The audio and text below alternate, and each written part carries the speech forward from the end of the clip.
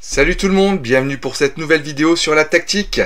Alors après avoir vu l'élimination du défenseur, la déviation, aujourd'hui nous nous attaquons au clouage. Donc juste avant de commencer, si ce n'est pas encore fait, je t'invite à t'abonner et à liker. Alors le clouage, il y a deux types de clouage, on va le voir, il y a le clouage absolu et le clouage relatif. Alors le clouage, qu'est-ce que c'est? Alors une pièce est dite clouée dès lors qu'elle protège son roi de l'action d'une pièce adverse, en interceptant le rayon d'action de cette pièce. On va le voir dans des exemples. La pièce clouée, elle ne peut donc pas jouer, et dans ce cas-là, on parle de clouage absolu. Alors, on va regarder le premier exemple, ici dans cette position. Le trait est au noir. Ici, dans cette position, on voit que la tour en C5, la tour blanche en C5, est clouée, puisque la dame en B6 est dans le rayon d'action.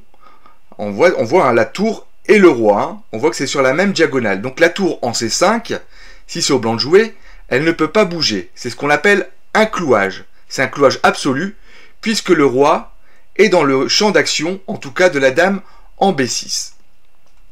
Donc on va voir comment profiter de ce clouage avec les noirs. Donc ici, dans cette position, les noirs vont jouer tour prend C5. Ici, les blancs n'ont pas d'autre choix que de jouer dame prend tour. Et ici, les noirs vont jouer, on va toujours s'appuyer sur le clouage, les noirs vont jouer tour C8. Et ce qui est marrant dans cette position, c'est que la tour en C8 est en prise, elle n'est pas protégée. Simplement, les blancs ne peuvent pas prendre la tour, puisque la dame blanche en C5 est clouée, elle est toujours dans le champ d'action de la dame noire en B6. Donc ici, les blancs vont jouer, par exemple, dame prend dame, et les noirs, au lieu de reprendre la dame directement, il y a un coup intermédiaire, les noirs vont jouer tour prend tour, échec, donc le roi blanc doit bouger, le roi va en F2, c'est la seule case, et maintenant, seulement maintenant, les noirs vont reprendre la dame en B6. Et dans cette position, les noirs sont complètement gagnants, puisque les noirs se retrouvent avec une tour de plus. Deuxième exemple, dans cette position, on voit ici, dans cette position, que le roi noir, il est en danger. On voit, la dame est en H7, la dame blanche est en H7, il y a un beau fou en C4, il y a cavalier en H4 qui peut intervenir en G6 peut-être à tout moment, on verra. Donc on va regarder comment les blancs peuvent profiter toujours du clouage. Donc dans cette position, alors bien sûr il y a d'autres moyens de gagner, mais là on va vraiment travailler sur le clouage. Comment profiter du clouage dans cette position? Les blancs vont jouer, alors si les blancs jouent dame H7, on va regarder déjà dame H8, les blancs jouent dame H8 échec. Le roi noir peut s'enfuir en E7, et cette fois-ci les blancs seraient en difficulté, puisque la dame blanche en H8 est attaquée par la tour en E8. Et les blancs n'auraient pas d'autre choix que de revenir en H7. Donc il n'y a pas d'intérêt. Cette fois-ci, au lieu de jouer dame H8 échec, les blancs vont jouer le très bon coup dame G8 échec. Donc si les noirs partent en E7 par exemple, décident de jouer roi E7, les blancs pourraient jouer dame prend F7, échec et mat, puisque la tour en D1 contrôle la colonne D et la dame est imprenable puisqu'elle est protégée par le fou en C4.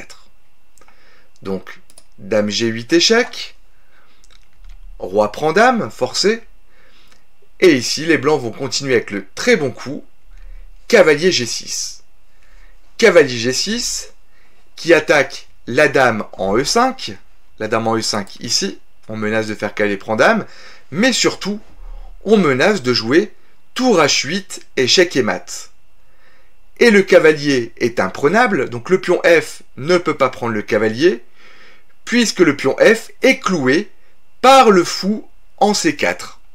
Donc ici, on est bien sur un clouage absolu. Et est-ce que les noirs peuvent parer ce mat? Eh ben non. Le roi noir ne peut pas aller en F8, puisque cette case est contrôlée par le cavalier. La seule possibilité, ça retarde le mat, c'est de jouer par exemple fou H3.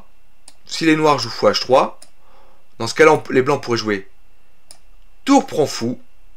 Les noirs pourraient encore retarder le mat en jouant dame H5, tour prend H5, et au prochain coup, les noirs seraient échec et mat. Par exemple, cavalier prend fou, les blancs joueraient tour H8, échec et mat. Donc vous voyez, il y a différents niveaux de clouage, plus ou moins faciles ou difficiles à trouver. Autre exemple, dans cette position, là on va parler de clouage relatif. Alors quand une pièce est vissée par unité adverse, donc par exemple dans cet exemple, c'est la tour en G3. La tour en G3, on voit qu'elle est clouée, puisque par exemple sur un coup comme tour B3, les noirs pourraient jouer dame prend dame. Donc on voit bien que la tour est clouée. Donc quand une pièce est ainsi vissée, par unité adverse, non plus devant son roi, mais devant une pièce de plus forte valeur, donc dans cet exemple c'est la dame, on parlera de clouage relatif.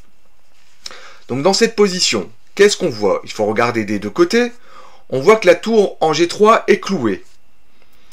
On voit aussi que le fou en H3 est cloué. Le fou en H3 est cloué, puisque derrière, il y a le roi en H1.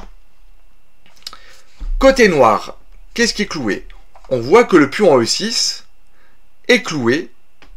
Donc par exemple, sur un coup lambda comme dame F5, qui ne sert à rien, hein, je vous rassure, les noirs ne pourraient pas prendre la dame, puisqu'il y a un clouage.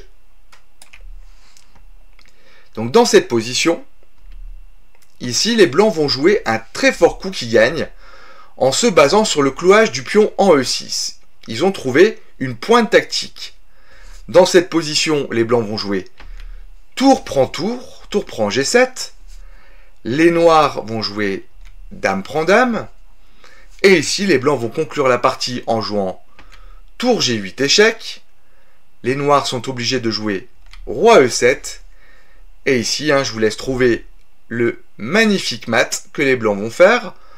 Ils vont jouer cavalier prend D5. Cavalier prend D5, échec et mat. Le roi noir ne peut pas aller en D6, puisqu'il y a le pion en C5. Le roi noir ne peut pas aller en F6, puisqu'il y a le cavalier qui contrôle cette case. Et enfin, le pion en E6 ne peut pas prendre le cavalier, puisque la tour en E1, puisqu'il y a une tour en E1. Donc le pion en E6 est cloué. Ça, voici pour le clouage relatif. Et enfin, un dernier exemple, un peu plus compliqué. Ici, dans cette position, on voit que les noirs ont une menace. Les noirs aimeraient bien jouer, par exemple sur un coup lambda, comme on va dire tour H7. Les noirs aimeraient bien jouer fou prend cavalier, dame prend fou, et ici les noirs pourraient jouer tour C2. Tour C2, clouant la dame en E1, puisqu'il y a le roi, clouant la dame en E2, puisqu'il y a le roi en F2. Et dans cette position, les blancs seraient complètement perdants. Donc face à ça, les blancs ont trouvé une idée, c'est de jouer tour G1. Vous allez me dire, tour G1, ça n'empêche pas ce qu'on a vu avant, la menace. Eh bien si, justement, c'est la pointe. Les noirs vont continuer par fou prend E2, ils ne vont pas se méfier. Les blancs vont jouer dame prend fou. Et les noirs vont continuer par tour C2. Donc ici, on voit bien que la dame en E2 est clouée. Mais ici, les blancs vont jouer, c'est ce qu'on appelle un clouage en croix. Ils vont jouer tour C1. Magnifique coup. La tour en C2 ne peut pas prendre la dame, puisque la tour en C2 est clouée. Il y a le roi en C8. Par contre, la tour, elle peut prendre la tour.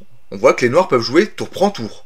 Mais en jouant tour prend tour, on voit que les blancs pourraient simplement jouer dame prend dame, et ici les blancs seraient complètement gagnants. Est-ce que les noirs ont d'autres possibilités face à tour C1?